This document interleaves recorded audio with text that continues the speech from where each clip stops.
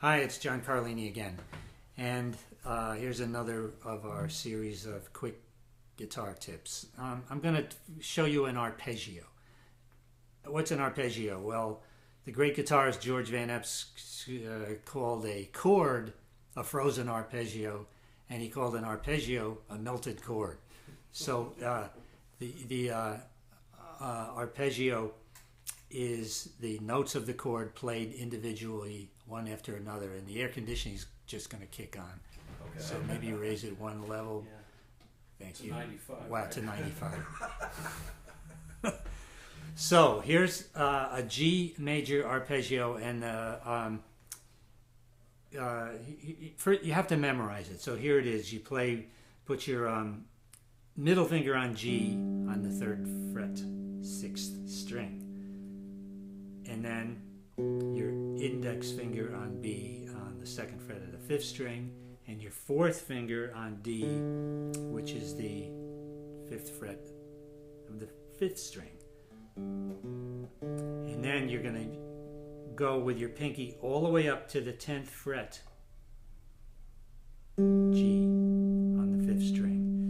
And then your 3rd finger on B, which is the 9th fret of the 4th string, and then D, which is the 7th string, 7th fret of the 3rd string, and then G with your middle finger, which is the 8th fret of the 2nd string, and then your 3rd finger all the way up to B, the 12th fret of the 2nd string, and then your 1st finger on D, the 10th fret of the 1st string, and finally G, which is the 15th fret of the 1st string with your 4th finger. Whew. So here you have it. 1.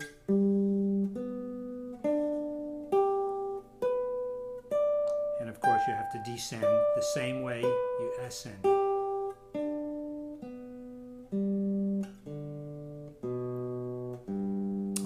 That is a G major arpeggio. What you have to do now is stop the lesson and memorize it, okay? So once you have it memorized, you then want to think about some things to consider. One is you want to get a nice fat tone out of each note. Try not to get on the fret or get any buzzing or any of that.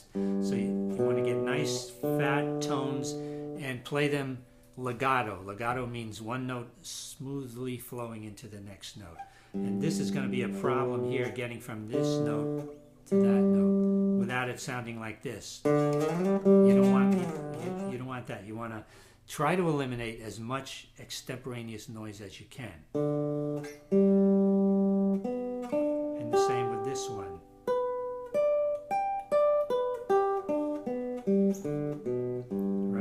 Try not to get these little short notes. You want to get nice. That was a little noisy.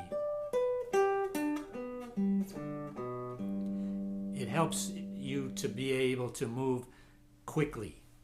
The idea is, I'm not a naturally fast player. I'm not a Tony Rice, a Pat Martino, one of those guys who somehow are blessed with these unbelievable abilities. I got a scratch and claw for all of it. So arpeggios are technique builders.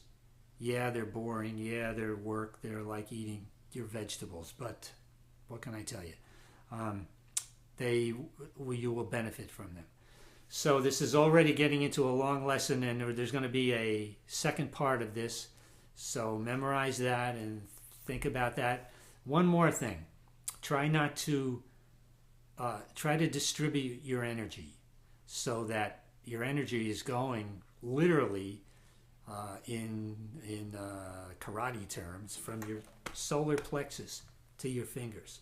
So you don't want to be going like this, bending your neck or your shoulder. You want to be just relaxed, just loose and relaxed. So the energy is going right to your fingers. So work on that, and we'll be back with part 2. Bye-bye.